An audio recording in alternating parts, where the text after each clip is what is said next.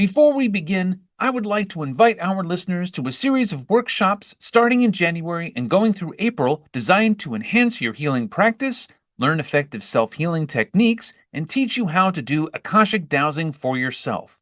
We're calling it the Winter Workshop Extravaganza, and the only thing we're missing is you.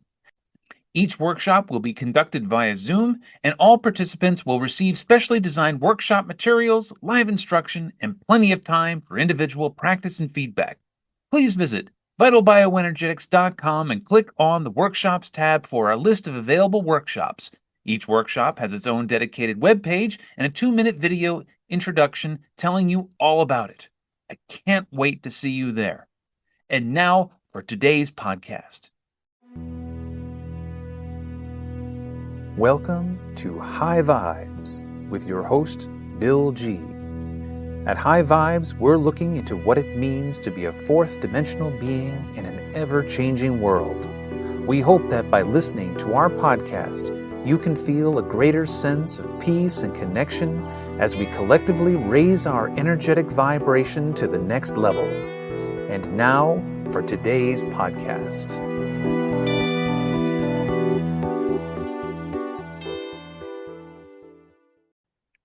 Hello and welcome to High Vibes. I'm your host, Bill G, and today's special guest is Kristi Borst. Kristi Borst is a quantum intuitive healer who channels a healing resonance that stills the mind, calms the spirit, heals the body, and transmutes denser emotions. She offers private and couple sessions work utilizing her own perspective reboot spiritual energy healing and spiritual awakening process.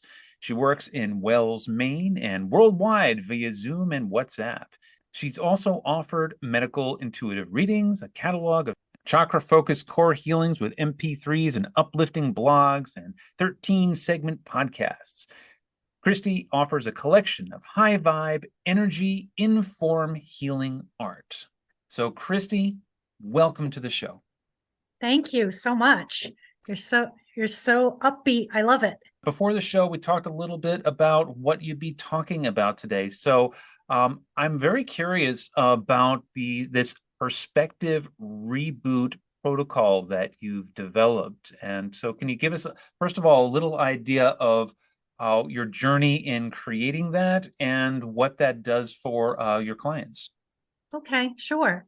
So my business is called Healing Resonance with Kristi Borst. And the reason for that is that when I was 55, which was about 10 years ago, I discovered that I had shut down these natural abilities as an emotional transmuter, as a kind of human self-limiting belief, and even like traumatic blocks, able to help others release those from their physical and non-physical spaces. And it wasn't very long into doing this work that I was interviewed, and I was talking and I was telling the person about the work I was doing. And I said, it's almost as if the person gets a perspective reboot because their life can almost like come into focus and things just shift so dramatically. And so I went ahead and trademarked that name. And the changes can be, as you mentioned in the intro, in the emotional body, in the physical body, in just calming the mind and shutting down what I call programs. I believe a lot of us are here right now to shut down ancestral programs that have been running, not because anybody's bad, but because, we're in that time where we have the gift of awareness and we have the gift of such an amazing energy here on earth right now. So we can do the work, and we're being called to do the work. That's pretty awesome. That actually sounds a lot like the work that I do. Because what I do is the Akashic dowsing, and the whole point of Akashic dowsing is to bring about that awareness, that information that is coming from your high self, and put it into perspective, so that way you can have a perspective reboot trademarked for you.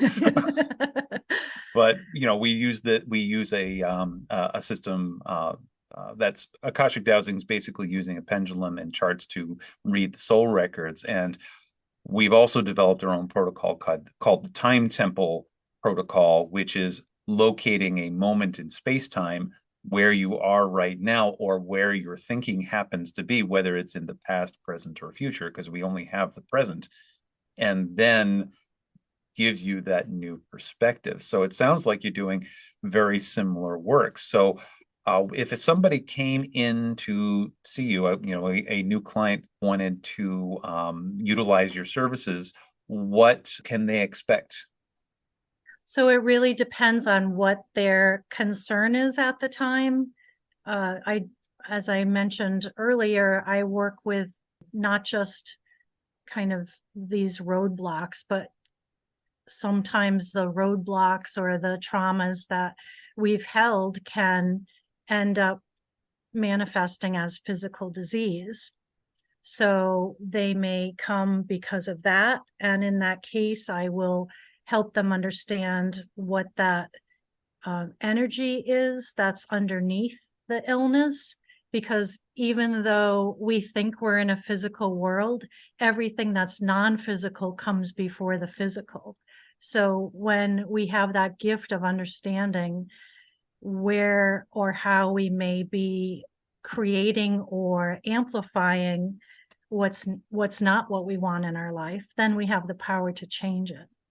So in that case, if somebody comes for a physical healing, they'll have the information, and in some cases they may just have that energy or that trauma released from their body, and that energy may be blocking the body's own natural healing. So once that's released, then the body does what it's designed to do, which is heal itself. So changes can be very quick. If, on the other hand, someone is coming because they're anxious or they're depressed or they're just feeling stuck, then that may play out in a different way. And it's sort of similar to what you're mentioning about the time where the mind is. I do a lot of inner child healing and past life healing. So as you know, we can carry things forward. And the model I use, Bill, is a Russian nesting doll. So if there's, a child self who isn't seated within that Russian nesting doll, then every layer past that is going to be out of alignment. So when we can realign that child self, then again, seemingly miracles happen and everything falls into place by divine plan, really. Awesome. So, wow, this sounds like a fairly complex system that you've developed here. So what got you on that journey? I imagine quite a bit of research went into that. So what was the impetus to say, hey, I'm going to go and study this quantum stuff and come up with some kind of healing modality with it? Yeah, it's not quite how it worked. So probably in about like 2010, our children were getting to be high school age. At that point, I had been self-employed for almost 30 years, doing graphic design, which had been my passion for many, many years. And I know now that that's because I was really channeling, but art and writing was the way that I was allowed to channel. And so at that point, I started feeling like there was more, but I didn't know what that more was. So I started really exploring, watching YouTube videos. I left a traditional church I belonged to and kind of explored other religions. And through that process, amazing things that happened with animal totems and different, readings. And I actually had like a past life experience where I interacted with myself in a past life. So all these things kind of came together. And in early 2013, I had a flashback of doing an actual physical healing on my face as a 3-year-old, and my dad freaking out and telling me to never do that again. And so basically what happened, and I'm sure you understand, and your listeners understand that, when things happen like this in the moment, we perceive them one way, but as a spiritual soul, there's a whole nother depth of truth and meaning to what happened. So for me, I was an obedient child, and I shut that all down to the extent that I forgot that that was part of me. I forgot that that was my soul call. But I also know now that it was by design that I shut it down. And almost like this hide and seek game that I see us playing with different aspects of our divinity and our awarenesses and our greatness, if you will. So after I had that flashback, and I pretty much affirmed, I understand I had this contract with my dad to shut down my abilities. For whatever reason that happened, I'm a grown woman. I don't need protecting. This isn't 1960. I'm not going to be, subject to the McCarthy hearings. So I just, rescinded my contracts with my father, and pretty much things just opened up for me after that. And this is what I was trying to convey earlier about this healing resonance that I have. I don't have to really try. I just go to this place within myself that's connected with all that is, and the information comes to me. I know what to do, or I'm shown visions.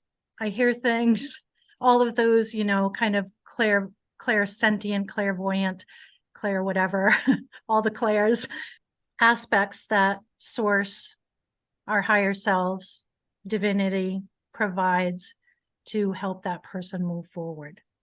Awesome. So can you give us for instance, or a case study of someone who would come to see you, and describe to us how they came to you, and how the system kind of evolved for them to provide them with maybe a better life experience, or maybe not a better life experience. Let's hear a success story.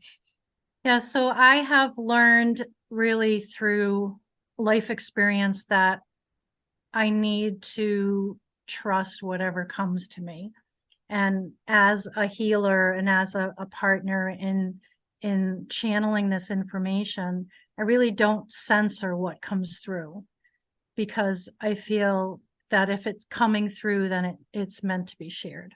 So in this one session, this was actually the woman within a couples session I was doing. And I was working on her heart chakra, and there was quite a bit of shutdown there, if you will. And as I started to work there, I saw a teddy bear. And I thought, okay, well, this is really weird. Because sometimes I'll see something that could float, like balloons or clouds, or, something to give them a visual to help them let go. But for her, it was this teddy bear. So I said, I really don't understand what this means, but I'm seeing a teddy bear. And she goes, I know exactly what it means. She said, my mother, left me when I was just a very young child, and gave me a teddy bear as if that could make up for leaving me. And so again, that was a good entry point for us to work through that trauma for her. In another situation, I was working with someone who was feeling stuck. This was a young woman as well. And toward the very end of her session, she said, oh, you know what? I have this pain in my right hip, and I'm trying to train for a triathlon, and it's really kind of holding me back in my training. So when I put my hand on her hip, in my head, I heard father. So I said to her, how's your relationship with your father? And she said, well, it's okay now, but it was really tough when I was a teenager. And so, we talked about that, and I moved the energy in her hip, and she got up and she said it, felt better. But then within like a couple weeks, she wrote back to me and she said, I had totally forgotten that I had hip pain because it was gone. And then she said, I was just like running one day and I was like, oh my gosh, I don't have that pain anymore. So this is kind of what I'm talking about, where a trauma or, anger, unexpressed anger can be trapped in our bodies, and actually the pain or the disease that we're experiencing is the body saying, hey, there's something wrong here. There's something that you need to look at. Yeah, about that self-censoring thing. That's something that I give fair warning to all of my new clients when they sit down. I'm like, I do not censor when I'm doing the reading, because the pendulum goes where the pendulum goes. Just like for you, it's the words that come through or the images that come through. It's that they're coming from the same place. And if it's there, it's meant to be shared. And especially when I'm working with couples a lot of times, because sometimes the couple will come to me wanting to save the relationship. And I tell them right off the bat, one of two things is going to happen. Either we are going to work to save the relationship, or we are facilitating a breakup. And I have facilitated some wonderful breakups. And I've also facilitated some very nice reconciliations. It all comes down to what is in the high self's best interest for that particular person as they are moving through this journey of life. Because if you're in a bad relationship, or you're in a relationship that's not right for you, it doesn't matter how much clearing we're going to do. It's just like a person who has pain in their abdomen and they're taking pain meds to make it go away. And what they really need to know is that there's cancer there for them to work on it. And masking the pain is only making the cancer stronger. So in order for you to deal with whatever it is that is happening, you need to experience the pain, and you need to learn how to grow with it, so that way you can be free of it later. But you need to know it now, which is why we don't self-censor. By self-censoring, Yes. we are depriving our clients with what they need to know. I think another point I'd like to make on that, Bill, is that one of the things I learned actually by cutting myself when I was pruning a bush is that when you hear a warning that's in the second person, in my case, you are going to cut yourself, you need to listen. So that's a good one to know. Just if you're hearing a voice that's saying, warning you, then heed it. Yeah, I actually had that happen to me, a similar thing. I went to a psychic fair in New Hampshire last February, and travel in New England in February is treacherous on a good day because it's dark, it's icy, and we had just gotten through a storm that just came through.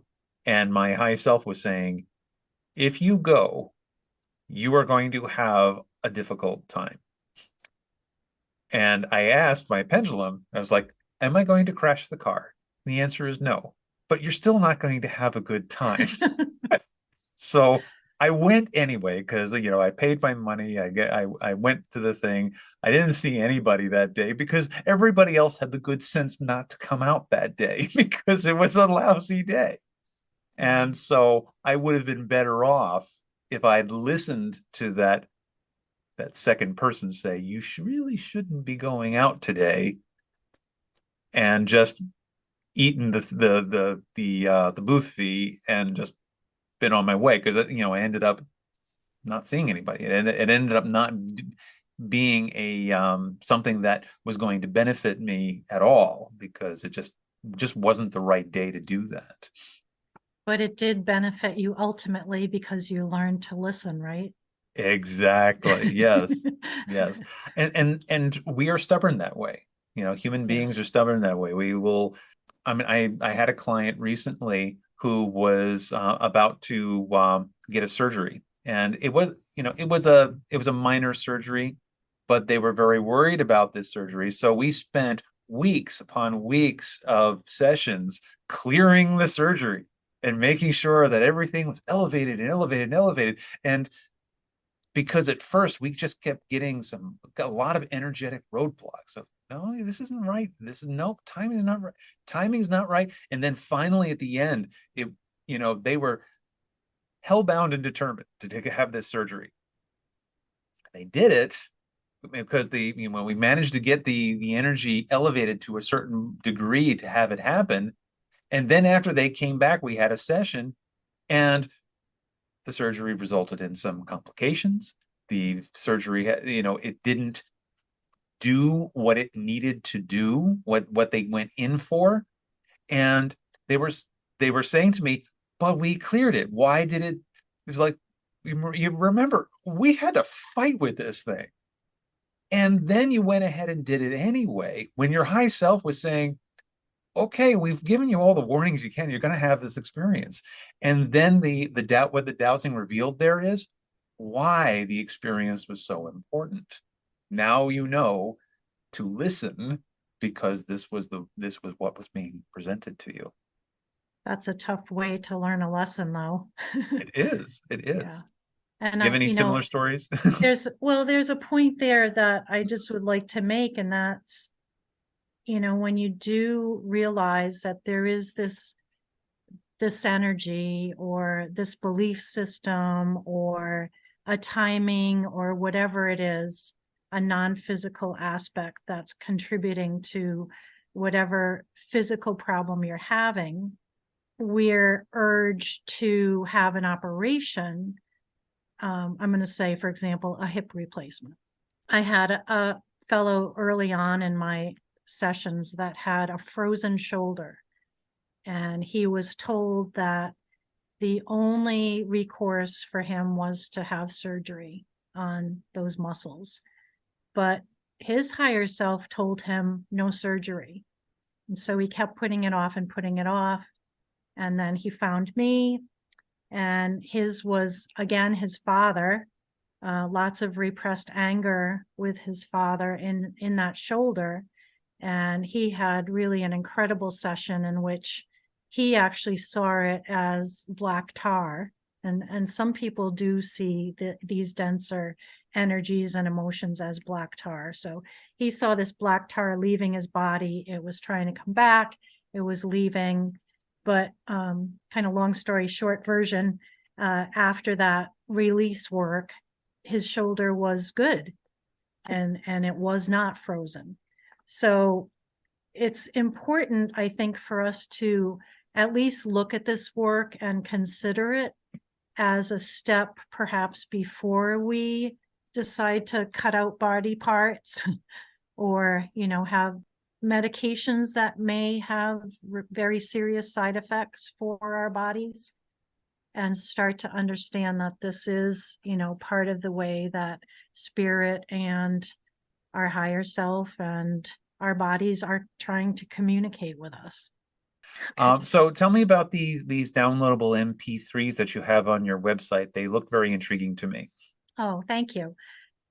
These I call core healing with a K, because again, this is, I don't know why the K, maybe because I'm Kristi with a K, but that name came to me, core healing, just these energy centers that we have in our bodies called chakras actually can be stuck, or, a place where we hold woundings, not just from this lifetime, but from past lifetimes.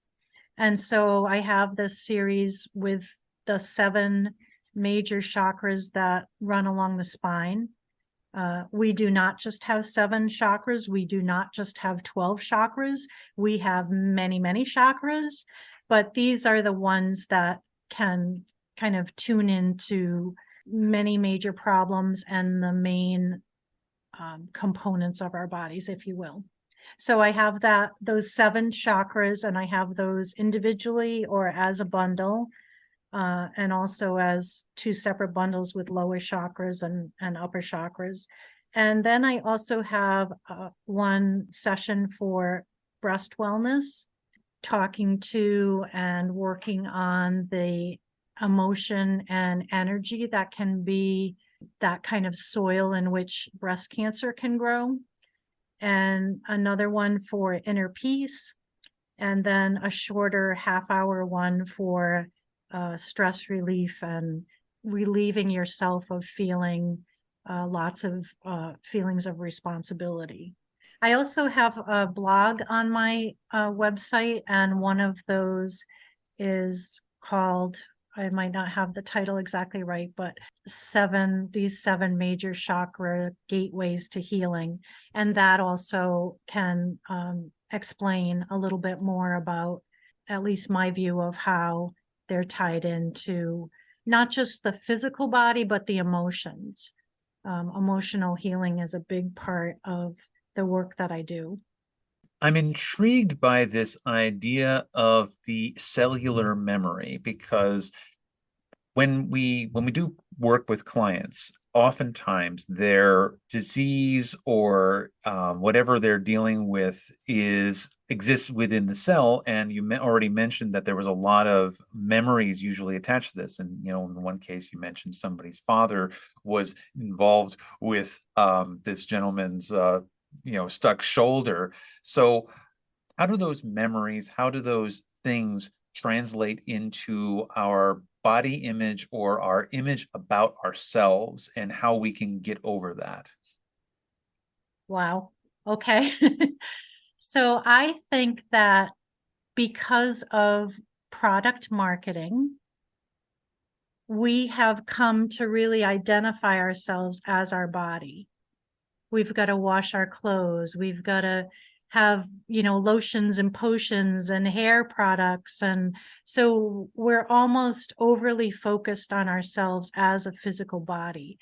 But kind of part of what happened to me from, 2010 to 2013, as I was, I guess, preparing for this work, is that I had to almost deprogram myself to stop thinking about the world in black and white, and this concept that, I am this body.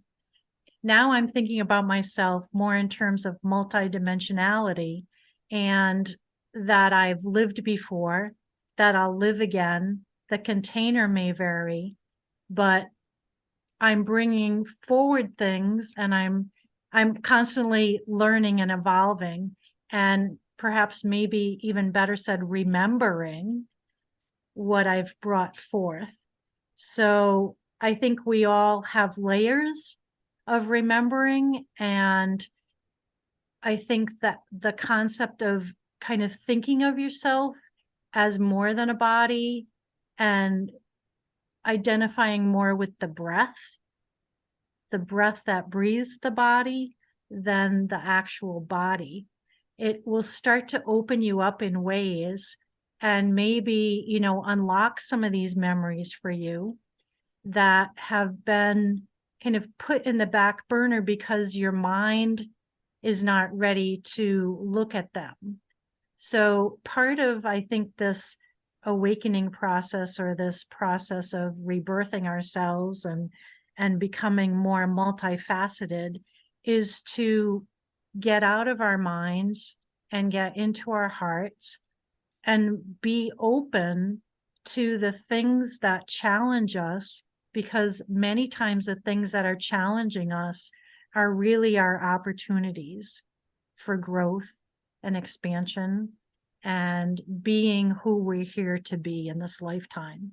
So a cellular memory could be, something of a wounding, an actual physical wounding from another lifetime that's carried forward and has been also seeded into this body. Or it may be, a self-limiting belief that's been amplified based on the family that you've chosen to, join in this lifetime. It's really so fascinating. So I just really encourage people to be curious, to get out of that view of black and white, because what's in the middle of black and white, in my perspective, is a rainbow and magic. That's beautiful. I'm fond of telling people that we are not bodies with souls, but we are souls with bodies.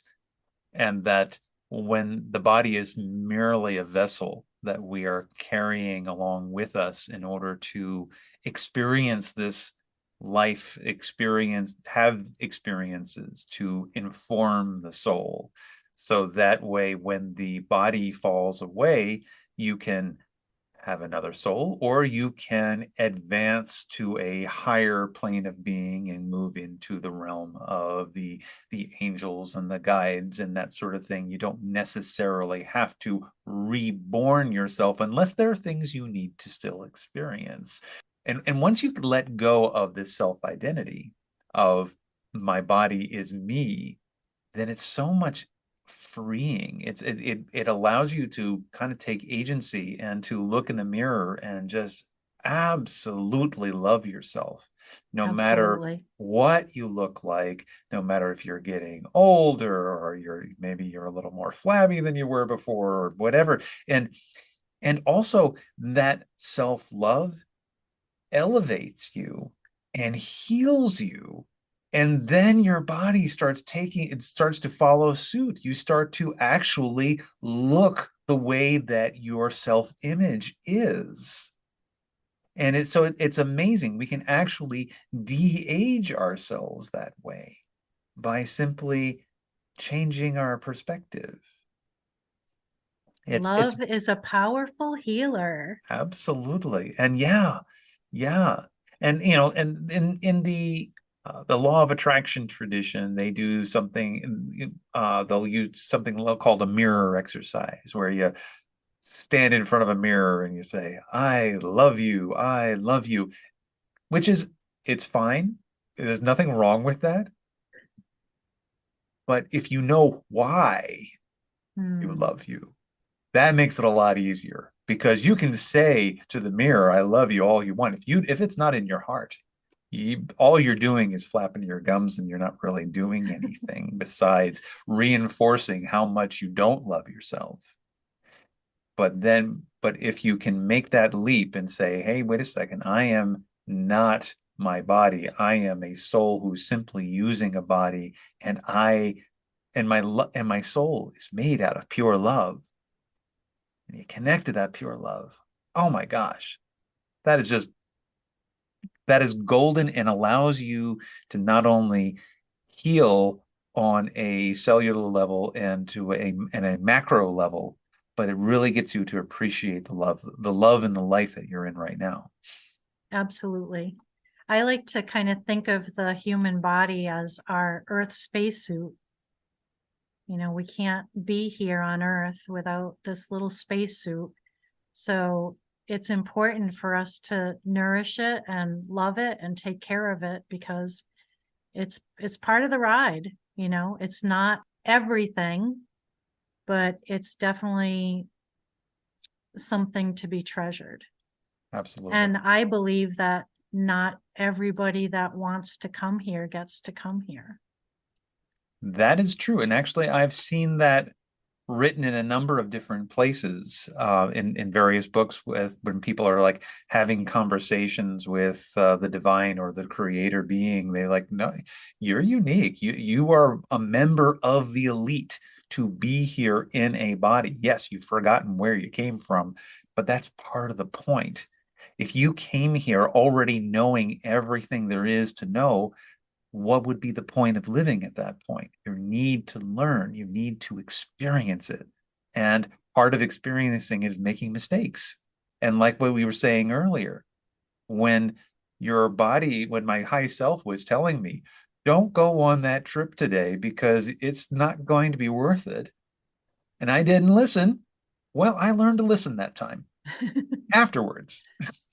I have a free video on my site, which is about letting go of really indecision by seeing mistakes as mistakes. I like that. So, there are certain decisions, if you make them knowing that you're going to hurt someone. That's not good, right? Right. But if you're ignorant because you don't know yet what you don't know, and you make a decision and it hurts someone, then it's good to forgive what you didn't know and try again. Right. Neville Goddard put it as a sin means to simply miss the mark. We have this idea of sinning as this terrible thing, and the actual translation of the word sin, S-I-N, is to miss the mark. Okay, you've missed the mark. It's not the end of the world. And so that mistake, you did a mistake. So when you have a mistake, you just take again. That's right. So it was a delight talking to you today. So can you let everybody know how they can find you or book sessions with you? My website is healingresonance.me for Maine. And I have my booking right through that website. My blog is linked through there. My podcast is there. And links to all my social media are there. So I'd love to connect and be of support. Awesome. So thank you again for joining us today. And thank you, listeners, for listening. And we will see you next time. Thank you for listening. For more information about Bill and Nina G, please go to www.vitalbioenergetics.com. See you next time.